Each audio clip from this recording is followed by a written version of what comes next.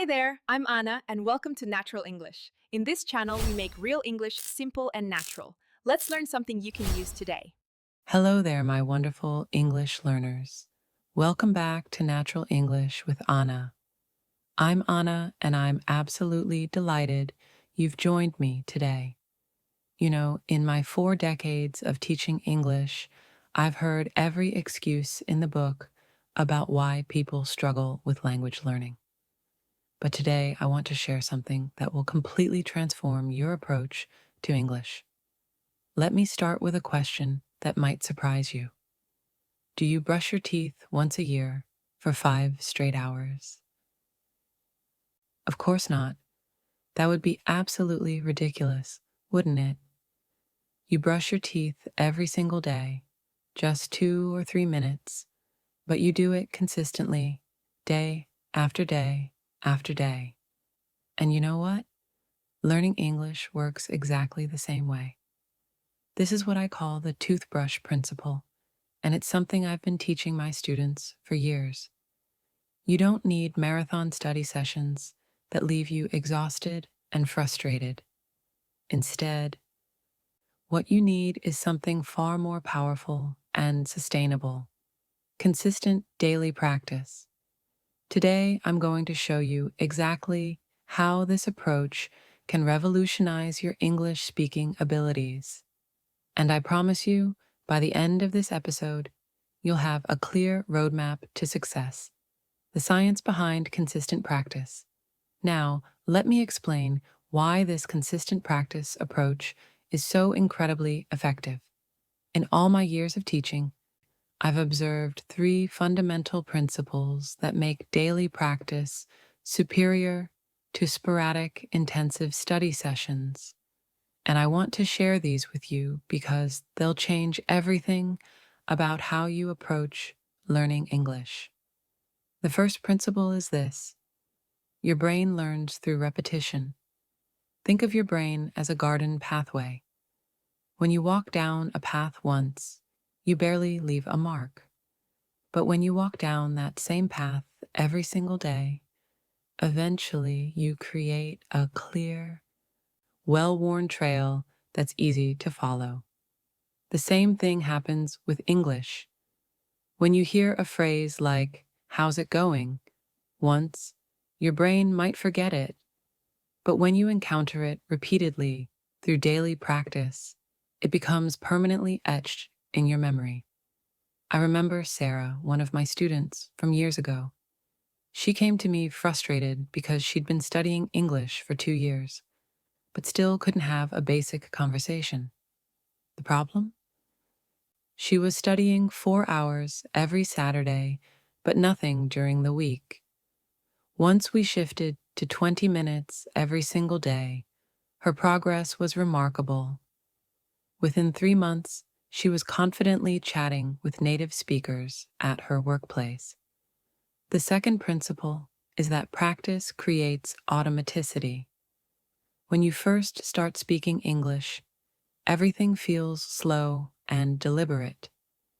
You stop, you think, you translate from your native language, then you speak. It's exhausting.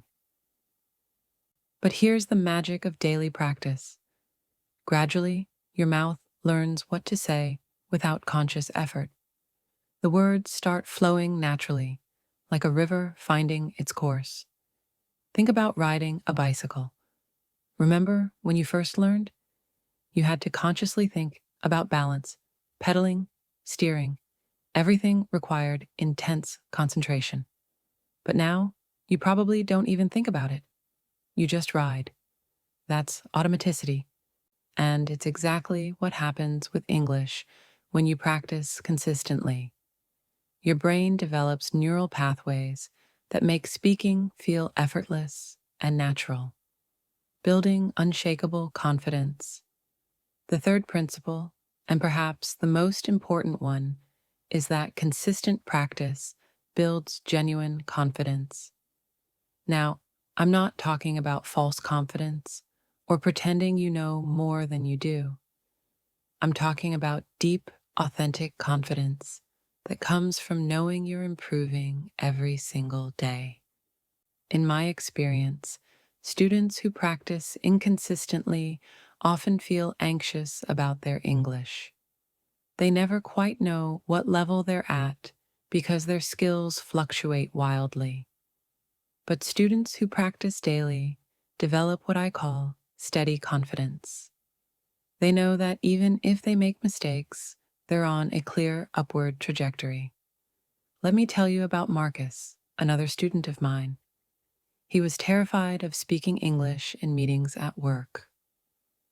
But after implementing daily practice, just 15 minutes every morning before work, something beautiful happened. It wasn't that he suddenly became perfect. Rather, he developed the confidence that comes from knowing he was committed to improvement. Within 6 weeks, he was volunteering to lead presentations in English. This is the power of consistency. It's not just about the language skills you develop, though those are certainly important. It's about the mindset shift that happens when you prove to yourself day after day that you're someone who follows through on commitments. This confidence spills over into every aspect of your English usage. Remember this key insight. A little bit every day is infinitely better than a lot once in a while. It's like the difference between a gentle, steady rain that nourishes a garden versus a sudden downpour that mostly runs off. The gentle rain, your daily practice, seeps deep into the soil of your mind and creates lasting growth. Your 15-minute daily practice plan. Now, I know what you're thinking. Anna, this sounds great in theory, but what exactly should I do with my practice time? This is the question I get most often from my students, and I'm excited to share with you 5 specific activities that you can do in just 15 minutes a day. You can choose one activity per day, or if you're feeling ambitious, combine several of them. Let's start with the foundation of all language learning, listening to English. This is absolutely crucial, and here's why. Listening is how we naturally acquired our first language. As babies, we spent months just listening before we ever said our first word. Yet somehow, as adult language learners, we often skip this vital step and jump straight to trying to speak. Choose one short podcast episode, audio story, or conversation that's designed for English learners. The key word here is short. I'm talking about 5 to 10 minute segments, not hour-long programs that will overwhelm you. Look for content that's slightly below your current level. You should understand maybe 70 to 80% of what you hear. Here's a technique I've been teaching for decades. Don't worry about understanding every single word.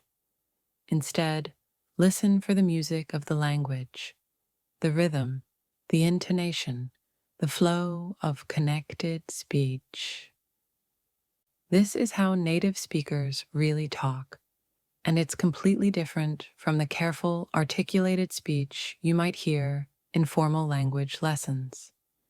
You can listen while doing other activities, walking, cleaning, preparing meals, or commuting. I call this invisible practice time because you're learning without it feeling like study. One of my former students, Elena, used to listen to English podcasts while doing her morning yoga routine. She told me it was like meditation. She was relaxed and absorbed the language naturally. The beautiful thing about consistent listening is that your ear gradually attunes to English sounds.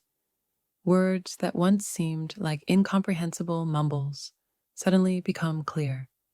Phrases start to separate themselves naturally. It's like tuning a radio. Gradually, the static disappears, and the music comes through crystal clear. The power of shadowing. The second activity I want to introduce you to is called shadowing, and it's perhaps the most powerful technique for improving your pronunciation and speaking fluency that I know.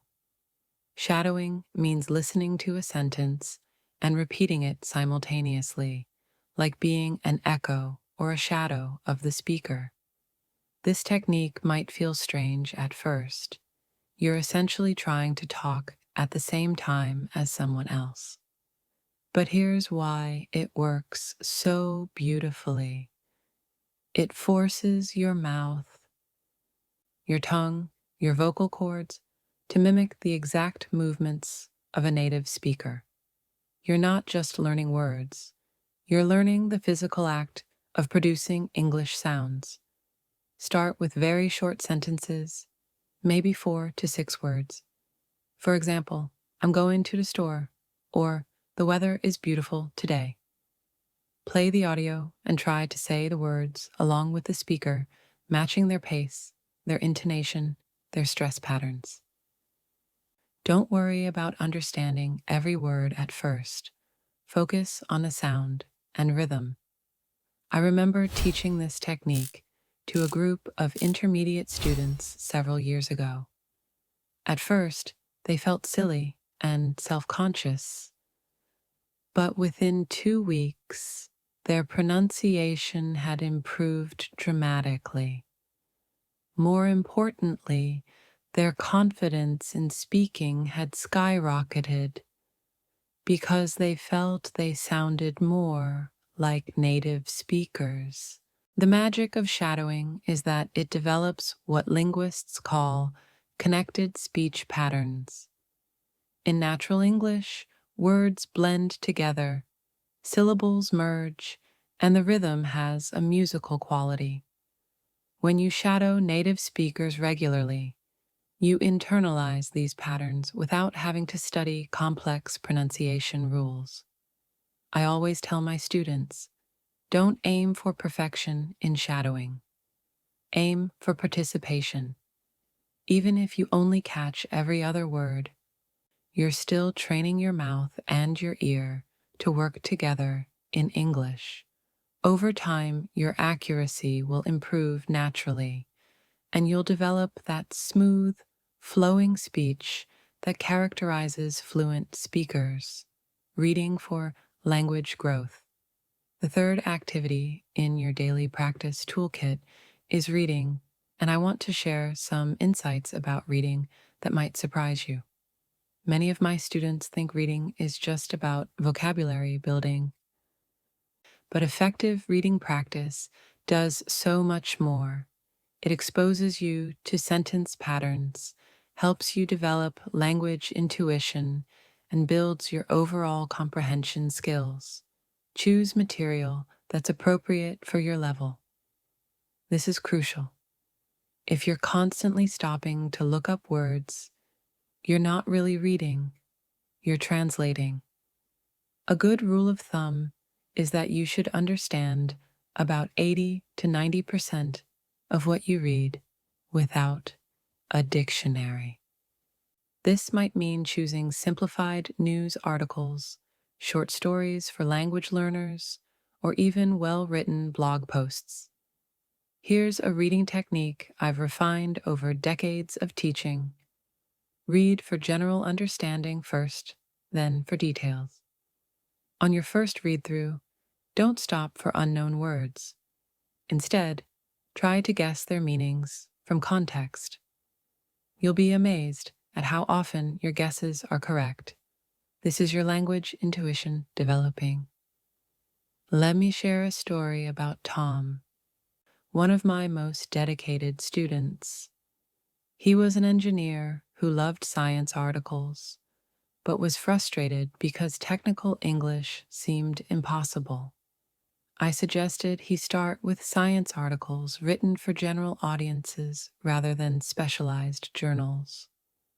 Within a month, he was not only understanding the content, but also absorbing the formal writing patterns that helped him in his professional communication. Reading also exposes you to the natural flow of English sentences. You see how ideas connect, how transitions work, how native speakers organize their thoughts. This is invaluable for your own speaking and writing because you internalize these patterns unconsciously. Set aside 10 minutes for reading each day. Keep a notepad nearby, not for extensive vocabulary lists, but to jot down 1 or 2 phrases that strike you as particularly useful or beautiful. For instance, instead of always saying very good, you might notice a writer using exceptionally well or remarkably effective. These small observations accumulate over time and enrich your own expression, writing your way to fluency. Now, let's talk about the fourth daily activity, writing. I know. Many of you probably think writing is the most intimidating aspect of English practice. But here's what I've learned from 4 decades of teaching. Regular writing, even just a few sentences a day, accelerates your overall English development in ways that might surprise you. Writing forces you to slow down and consciously construct your thoughts in English. When you speak, you can rely on gestures, facial expressions, and immediate feedback from your listener. But when you write, the words have to carry the entire message. This precision makes you a better speaker as well as a better writer. Start incredibly small. I'm talking about just 3 to 5 sentences per day. Write about something immediate and personal, what you did today, what you're planning for tomorrow, or how you feel about something that happened. Personal topics are easier because you're not struggling with unfamiliar subject matter while also wrestling with the language. For example, today I tried a new recipe for dinner. It was more difficult than I expected, but the result was delicious. My family loved it, and I felt proud of my cooking skills. Tomorrow, I want to try making bread. Simple, personal, authentic, and excellent English practice. Here's a technique I've used successfully with hundreds of students. Don't edit as you write. Just get your thoughts down on paper first. Then read what you've written and make gentle improvements. Maybe you'll notice you use the same word 3 times and want to find synonyms. Maybe you'll realize you can combine 2 short sentences into 1 more sophisticated sentence. This process of revision is where real learning happens. One of my former students, Maria, kept a simple English diary for 6 months. She wrote just a few sentences each day about ordinary things, her commute, her lunch, conversations with friends.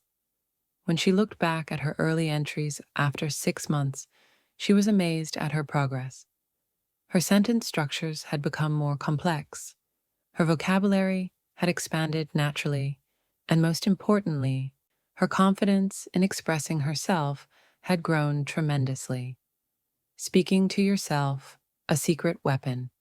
The 5th and final activity might sound a bit unusual, but trust me on this one. Talking to yourself out loud in English. This is perhaps the most underutilized technique in language learning, and it's incredibly powerful for developing fluency and confidence. Think about it.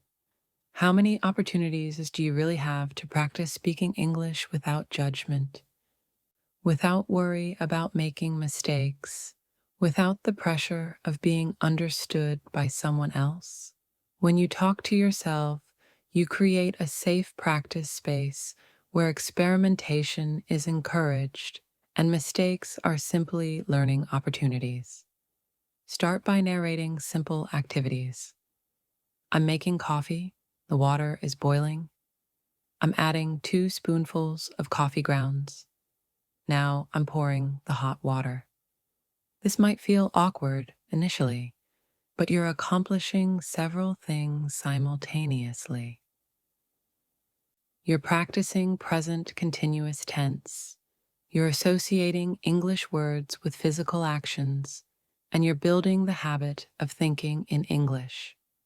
As you become more comfortable, expand your self-talk to include opinions, plans, and reflections. I think this coffee tastes better than yesterday's. Maybe I should buy a different brand next time. I wonder what coffee shops are like in other countries. Now you're practicing more complex grammar structures and abstract thinking in English.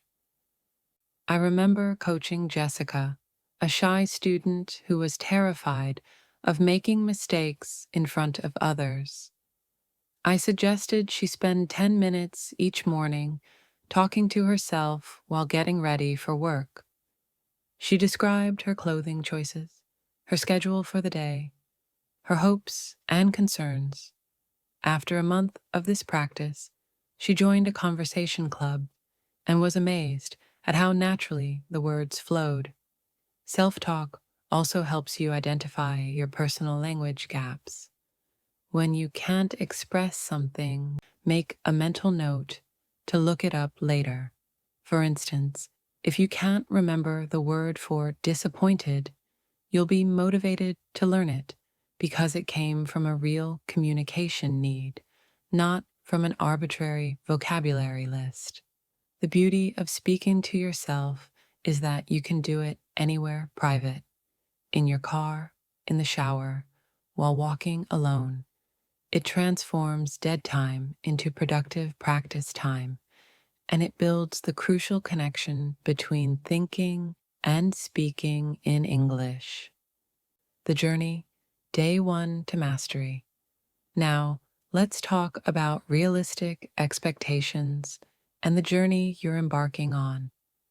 I want to paint a clear picture of what consistent practice actually looks like over time, because understanding this progression will help you stay motivated when progress feels slow.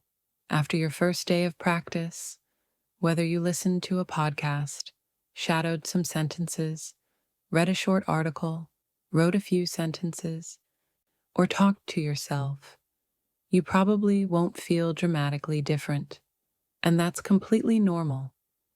What you will feel is a sense of accomplishment. You'll think, I did something positive for my English today. You might learn one new word, understand one phrase better, or feel slightly more comfortable with a particular sound. These are tiny victories, but they're real and they're important. Let me be honest with you. After one day, you won't suddenly sound like a native speaker. But something subtle and powerful has happened. You've established yourself as someone who takes action on their English learning goals. You've proven to yourself that you can carve out time for practice, no matter how busy your day was. This psychological shift is the foundation of everything that follows. I always tell my students that the first day is actually the hardest day, not because the activities are difficult, but because you're establishing a new habit. You're rewiring your daily routine to include English practice. Once you prove to yourself that you can do it once, you know you can do it again. After 1 week of consistent daily practice, something more noticeable starts to happen. You've now practiced English 7 days in a row. That's 7 times you've listened to native speakers, 7 times you've engaged with English text, 7 times you've used your voice to produce English sounds. Your brain is beginning to recognize English as a regular part of your daily experience. rather than an occasional academic exercise. You'll start to notice that certain words and phrases are becoming familiar friends rather than strangers. When you encounter them in new contexts, there's a little spark of recognition. Oh, I know that word. You're also beginning to develop what I call English intuition, the ability to guess meanings from context with increasing accuracy. The 1 month transformation. After 1 month of consistent practice, 30 days of dedication to your English growth, you'll experience what I call the 1 month transformation. This is when students often contact me, excited and somewhat surprised by their progress. They say things like, Anna, something has clicked. English doesn't feel as foreign anymore. What's happened is that your brain has become accustomed to processing English on a daily basis. English has moved from the special occasion category to the everyday life category in your mind. You know more words, certainly, but more importantly, you're accessing the words you already know more quickly and naturally. Your speaking pace has increased slightly, not because you're rushing, but because you're spending less time searching for words and more time expressing ideas. You're not reaching for the dictionary as often because your context guessing skills have improved dramatically. Phrases that once seemed impossibly complex now feel manageable. Perhaps most significantly, your confidence has grown. Not the artificial confidence that comes from positive thinking, but the deep, authentic confidence that comes from consistent action. You've proven to yourself that you're committed to improvement, and this knowledge affects everything about how you approach English speaking situations. I think of confidence like a bank account. Every day of practice is a small deposit. After a month, you've made 30 deposits, and your confidence balance has grown substantially. You start to think, I might not be perfect, but I'm definitely improving, and I'm definitely committed. This mindset shift is worth its weight in gold. You'll also notice that you're making different types of mistakes. In the beginning, your mistakes were often basic vocabulary or grammar errors. Now, your mistakes are more sophisticated. You might use a word that's close but not quite right, or construct a sentence that's grammatically correct but sounds slightly unnatural. These are actually signs of progress. You're pushing the boundaries of your comfort zone. Practical strategies for success. Now, let me share some practical strategies I've developed over the years to help students maintain consistent practice. These are the difference between good intentions and actual results, and I want to make sure you have every tool you need to succeed. First, use a visual tracking system, a calendar, checklist, or simple chart. There's something powerful about physically marking off your daily practice. I suggest creating a simple grid with days of the week across the top and the activities down the side. Listening, reading, writing, speaking, shadowing. Each day, put a check mark next to the activities you completed. This visual representation serves multiple purposes. It shows you your progress at a glance, it creates accountability, and it builds momentum. After you have a chain of several days marked off, you won't want to break the chain. I've seen students choose to practice even when they're tired or busy, simply because they don't want to see a blank space on their chart. The second strategy is to use a timer, and this is crucial for overcoming the "I don't have time" barrier. Set a timer for exactly 15 minutes and commit to practicing until it rings. This does two important things. It makes the commitment feel manageable, and it often leads to longer practice sessions because you get engaged and don't want to stop when the timer rings. I remember David, a businessman who insisted he had no time for English practice. I challenged him to find just 10 minutes a day, the same amount of time he spent checking social media while drinking his morning coffee.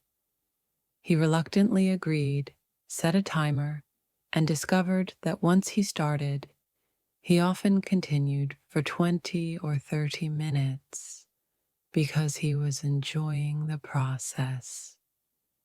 Creating your English routine. The third strategy is to anchor your English practice to an existing habit. This is what psychologists call habit stacking, and it's incredibly effective. Choose something you already do every day: drinking your morning coffee, eating lunch, commuting to work, walking the dog, and attach your English practice to it. For example, you might decide that every morning, while drinking your first cup of coffee, you'll listen to an English podcast. Or every evening, while walking your dog, you'll practice talking to yourself in English. By connecting your new habit to an established routine, you're much more likely to maintain consistency. The timing doesn't matter as much as the consistency. Some of my students are morning people who prefer to practice English as part of their wake-up routine. Others are night owls who find that English practice helps them unwind before bed. Some practice during their lunch break, others during their commute. The key is finding a time that works for your lifestyle and sticking to it. I also recommend preparing your materials in advance. Keep a playlist of English podcasts ready on your phone. Bookmark a few websites with short, interesting articles. Have a notebook designated specifically for English practice. When everything is ready and easily accessible, you eliminate the friction that can prevent you from practicing on busy or stressful days. The fourth strategy is to make your practice enjoyable and personally relevant. If you love cooking, read recipes in English and watch cooking videos. If you're interested in fitness, listen to health and exercise podcasts. If you enjoy travel, read travel blogs and watch destination videos. When you combine language learning with your existing interests, practice feels less like work and more like entertainment. Making practice sustainable and enjoyable. One of the biggest mistakes I see students make is choosing practice materials that bore them. They think language learning has to be serious and academic, so they force themselves to read news articles about topics they don't care about, or listen to formal lectures that put them to sleep. This is a recipe for giving up. Let me tell you about Rosa, a student who loved romantic movies but thought she should be reading serious literature to improve her English. She was struggling to maintain consistency until I suggested she start with romantic comedies with English subtitles. Her motivation skyrocketed, her consistency improved, and her English flourished. Later, as her confidence grew, she naturally began exploring other genres and topics. The principle here is simple. Sustainable learning is enjoyable learning. If you dread your practice time, you won't maintain it. If you look forward to it, consistency becomes automatic. So be honest about what you enjoy and find ways to incorporate those interests into your English practice. Also, celebrate small wins. When you understand a joke in English, when you successfully use a new phrase in conversation, when you read an entire article without looking up any words, these are all victories worth acknowledging. Keep a wins journal where you record these moments of success. On difficult days, reading through your past victories will motivate you to continue. Remember that progress in language learning is not linear. Some days will feel more successful than others. Some weeks you'll feel like you're improving rapidly. Other weeks you might feel stuck. This is completely normal and part of the process. The key is to maintain consistency regardless of how you feel about your progress on any given day. Think of yourself as a language athlete in training. Athletes don't skip their training just because they don't feel like exercising on a particular day. They understand that consistency, not motivation, is what creates results. Motivation gets you started, but consistency keeps you going. The compound effect of daily practice. Here's something fascinating that I've observed over decades of teaching. The benefits of daily English practice compound over time, much like interest in a savings account. In the beginning, the daily improvements are small and sometimes barely noticeable. But as time goes on, these small improvements build upon each other, creating accelerating progress. After 2 months of consistent practice, you'll notice that your comprehension has improved significantly. Podcasts that seemed too fast are now comfortable. Articles that once required constant dictionary consultation are now mostly understandable. Conversations that once overwhelmed you now feel manageable. After 3 months, people might start commenting on your improved English. Colleagues, friends, or family members will notice that you're expressing yourself more clearly, that you seem more confident in English-speaking situations. This external validation is wonderful, but by this point, you'll also have strong internal evidence of your progress. After 6 months of daily practice, English will feel different in your mind. Instead of thinking in your native language and then translating to English, you'll find yourself thinking directly in English more often. Dreams might occasionally be in English.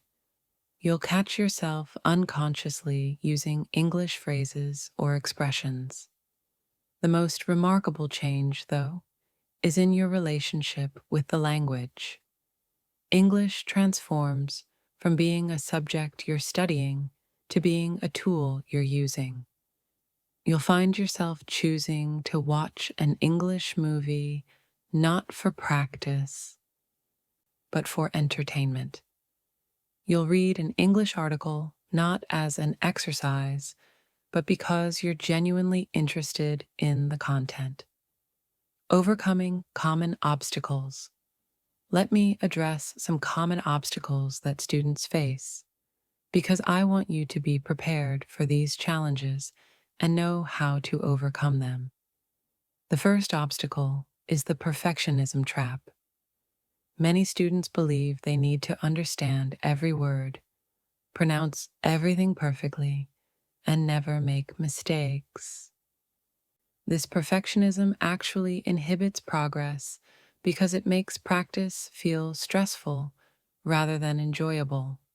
I always tell my students, aim for communication, not perfection. Native speakers make mistakes, mispronounce words occasionally, and sometimes can't think of the exact word they want. Your goal is not to be flawless. Your goal is to be understood and to understand others. Embrace mistakes as learning opportunities rather than failures. The second obstacle is comparing yourself to others.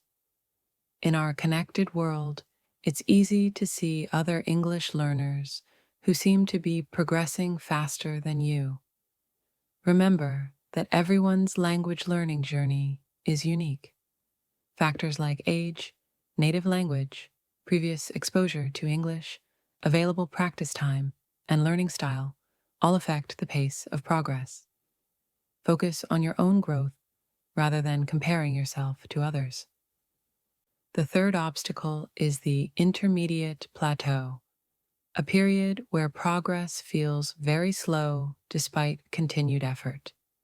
This usually happens after several months of study, when the rapid beginner gains level off.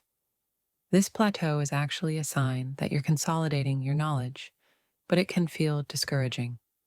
The key is to trust the process and maintain consistency even when progress feels invisible.